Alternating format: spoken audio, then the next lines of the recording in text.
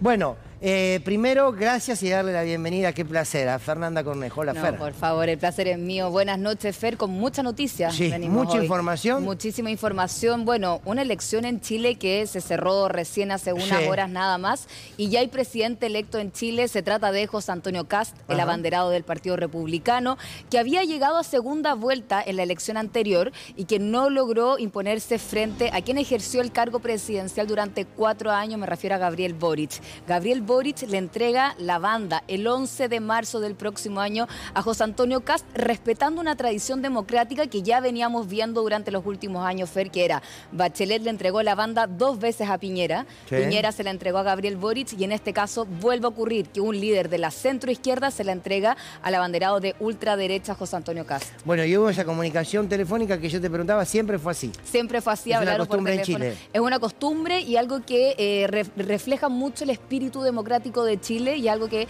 a la ciudadanía chilena le gusta mucho. Si quieren lo escuchamos. A ver, esa charla telefónica entre el nuevo presidente y el que se irá, un presidente que asume bastante particular, ahora lo vamos a ver.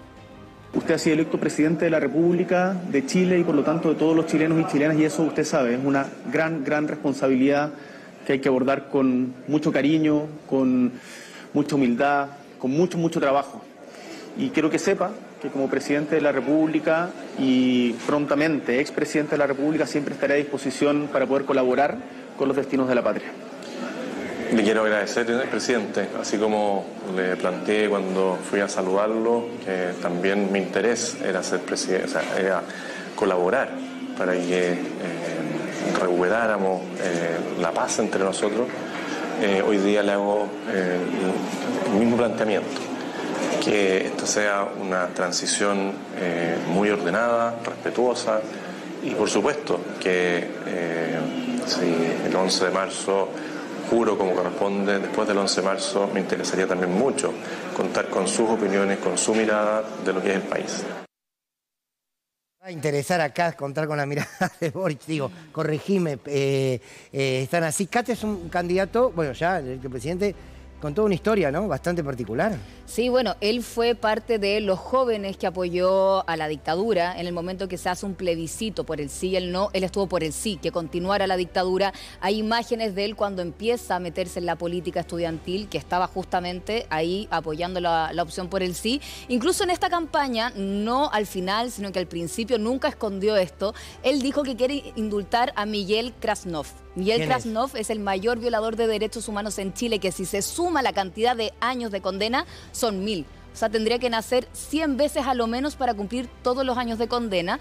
Lo dijo él, no en mis palabras, Fer, escuchémoslo porque esto dijo el presidente electo de Chile, José Antonio Kast. Tenemos Bueno, ahí está la reivindicación al gobierno de Pinochet, que llama gobierno militar. ¿No? De hecho, dicen pronunciamiento militar, gobierno militar. Para mí, Fer, cuando estos 3 candidatos, me refiero a José Antonio Kast, presidente electo, Johannes Kaiser y también Evelyn Matei, 3 candidatos que representaban a la ultraderecha, se enfrentan en la papeleta en primera vuelta y empiezan a traer temas a colación que para mí, Fer, eran debates que ya estaban cerrados, como las violaciones a los derechos humanos. Se permiten hablar de lo que es un gobierno militar. No, Fer, fue una dictadura, pero a vista y paciencia de todo el mundo. Ahora, ¿cómo puede ser? Te lo pido aparte como profesional, como colega, pero además como chilena. A veces nos cuesta entender mucho desde aquí, nosotros tenemos nuestros propios desastres, está claro, lo conoces muy bien. Digo, este proceso de Chile despertó, por lo menos aquí lo decíamos de esta manera, que lo lleva a Boric al poder y en 4 años, ¿no? Sí. Gana por el 60% de los votos en una instancia de balotaje, un hombre que claramente reivindica a Pinochet. Digo, la discusión era, hay que terminar con la constitución pinichetista y 4 años después el 60% de los votos es para un hombre de estas características. Me parece, Fer, que hay distintas cosas. Por una parte es un ciclo cumplido. Se entiende todo este proceso que se vivió en estos últimos 35 años como un paréntesis democrático. Es decir, ahora están hablando de temáticas, están cuestionando, permitiéndose cuestionar lo que fueron las violaciones a los derechos humanos. Eso permite hablar derechamente de un paréntesis democrático donde todo se respetó de muy buena manera en ese sentido. Ahora estamos en otro escenario. Y por otro lado, un gobierno que no tuvo una gestión bien evaluada por los ciudadanos. Podemos ir y administrar minuciosamente lo que fue la gestión de Gabriel Boric y hay cosas buenas, por ejemplo, lo que impulsó la exministra del Trabajo, candidata presidencial Janet Jara, las 40 horas de la jornada laboral, que es un tema que está muy en tema estos días acá en la Argentina, que en Portugal también hay grandes manifestaciones sobre lo que son las jornadas de trabajo, pero si uno mira detalladamente cómo lo evaluó la ciudadanía, no es favorable la evaluación. Hay una gestión de la crisis en materia de seguridad que, si bien uno puede ponerse a ver la cantidad de homicidios por cada 100.000 habitantes, no son los más altos en América Latina, no fue una alza desatada en Chile, pero la gente tiene una percepción de miedo, hay una percepción de inseguridad y que el gobierno de Gabriel Boric no logró controlar. Eso es una arena fabulosa, el mejor escenario para la derecha, para que puedan vender un discurso muy en el estilo Trump. Él es muy parecido, me refiero a José Antonio Kast, muy parecido a Trump, muy parecido a Bolsonaro, no así a Javier Milei. ¿Por qué?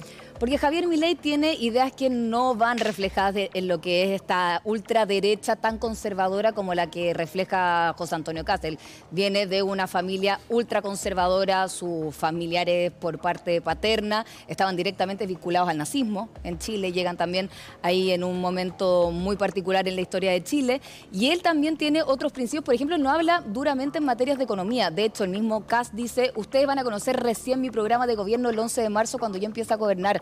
Aún así, con un diputado que dijo que iban a indultar a los pedófilos, militante de su partido, diciendo que iba a indultar a los violadores de derechos humanos y diciendo también una serie de retrocesos en materias valóricas y de derechos, fue electo con más del 58% de las preferencias de las y los chilenos y se convierte hoy, Fer, en el presidente más votado de la historia de Chile.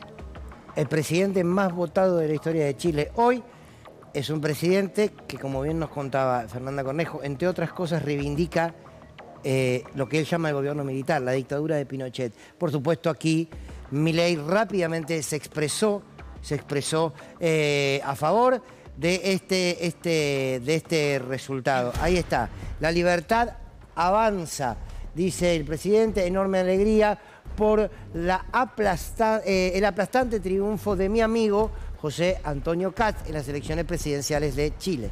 Un paso más de nuestra región en defensa de la vida, la libertad y la propiedad privada. Estoy seguro de que vamos a trabajar juntos para que América Latina abrace las ideas de la libertad y podamos liberarnos del yugo opresor del socialismo del siglo XXI. Uno se pregunta cuál es el yugo opresor del socialismo 2021. Pero esta es la posición de nuestro presidente, sobre este triunfo que le da a toda la región el contexto que recién expresábamos, que tiene que ver con un triunfo favorable para las políticas también de Milei. Bueno, ahí estaba. Ahora, Fer, decías, el presidente más votado de la historia de Chile. Yo recién decía en el análisis de arranque del programa que Javier Milei, entre otras fortalezas, tiene que la región, una región que, como dice aquí a nuestras espaldas, es el escenario de conquista de Trump, una región que cada vez está más fuerte para la derecha.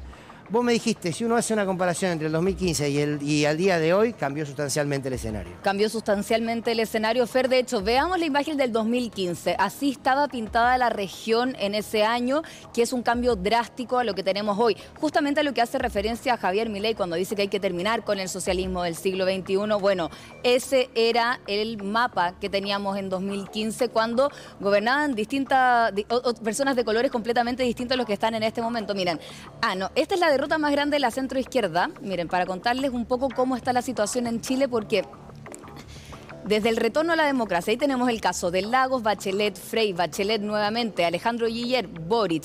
En este caso, Frey 2009 y Alejandro Guiller 2017 no ganaron la elección, pero aún así tenían un 45-48%, Fer.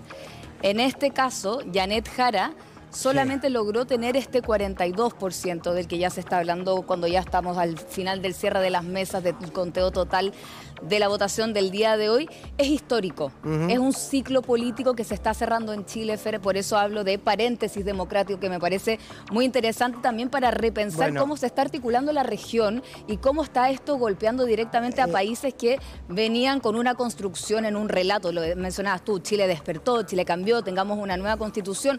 Fue un un proyecto que desde el descontento no logró canalizar las demandas de las y los chilenos. Y ojo, ¿por qué José Antonio Kast es el más votado? Porque hoy día es voto obligatorio. O sea, inscripción automática, voto obligatorio. En los últimos 35 años no había sido esa la dinámica. Bien, ahora repasemos, en cuanto esté, lo ponemos, este mapa de la situación de la región en el 2015. ¿Por qué es importante? Por esto de que muchas veces nosotros planteamos que la manera de leer la política es leerla en un contexto regional y no leerla solamente en lo que pasa aquí en nuestro país. Ahí está, a ver, tenemos en azul y en rojo. Esto es año 2015. 2015, sí, señor. Sí. Brasil, Argentina, Colombia, Chile, Uruguay. Sí. Bueno, estaba mayoritariamente pintado casi todo de rojo, salvo México. Bolivia también, Perú, sí. Venezuela. La era a la que se hace referencia Javier Milei, Fer, sobre lo que tienen que erradicar, que sería el socialismo del siglo XXI. Todo lo que ven en rojo, entonces, todo lo que ven en rojo eran gobiernos populares, gobiernos de izquierda, ¿sí? De centro izquierda. Y así termina en el 2015, un proceso que empieza mucho antes. Mucho antes, Fer, y también con vaivenes, ¿no? Vimos, por ejemplo, el caso de la Argentina con Macri, en su momento con Piñera. El mismo José Antonio Kast toma distancia de Piñera porque él dice, bueno, Piñera le gustaba más Bachelet que Pinochet. Claro, eso horrorizado estaba horrorizado. Bueno, esto es 2025, esto es ahora. Esto es ahora, bueno, Brasil se roba parte de la película porque es un continente en sí mismo muy grande, pero son mucho más los países. De hecho, si nos fijamos en el Cono Sur, ya con el triunfo de José Antonio Kast, el Cono Sur queda con una tendencia hacia la derecha, hacia gobiernos antiprogresistas, hacia gobiernos que quieren echar atrás los retrocesos que hubo en estos 10 años, donde lo están diciendo abiertamente en sus discursos, donde lo están diciendo abiertamente en sus programas, y no les va a temblar la mano, Fer, en aplicar este tipo de medidas una vez que empiezan a gobernar, al menos digo en el caso de José Antonio Kast. Bien, entonces, volviendo a, más allá de lo que significa para Milei esto, que insisto, es fortaleza regional, es juntarse como alguna vez muchos disfrutamos, y los países y los pueblos disfrutaron, un encuentro entre Chávez, entre Néstor Kirchner, entre Correa, bueno, cambió todo para el otro lado. ¿Esto va a ser eterno? No. Ni aquellas victorias fueron definitivas, ni estas derrotas lo son. Esto se irá construyendo. Me quedo, igual, Fer, me pareció muy interesante cuando planteás, no se hace la palabra intervalo, pero tomo esto, corregime, cierto intervalo democrático. Un paréntesis democrático. Un paréntesis democrático. Es buena, porque yo creo que es interesante para analizarlo, si acá en la Argentina no estamos en una especie de paréntesis democrático.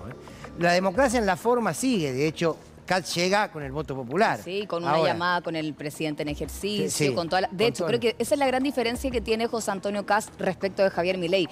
José Antonio Kast fue electo en distintas ocasiones como diputado, fue parlamentario, ha sido candidato varias veces. Él conoce muy bien la Constitución chilena. Él sabe muy bien cómo funciona el Estado, sabe cuáles son los márgenes que permite el poder político moverse para poder excederse, pero sin cruzar esos límites.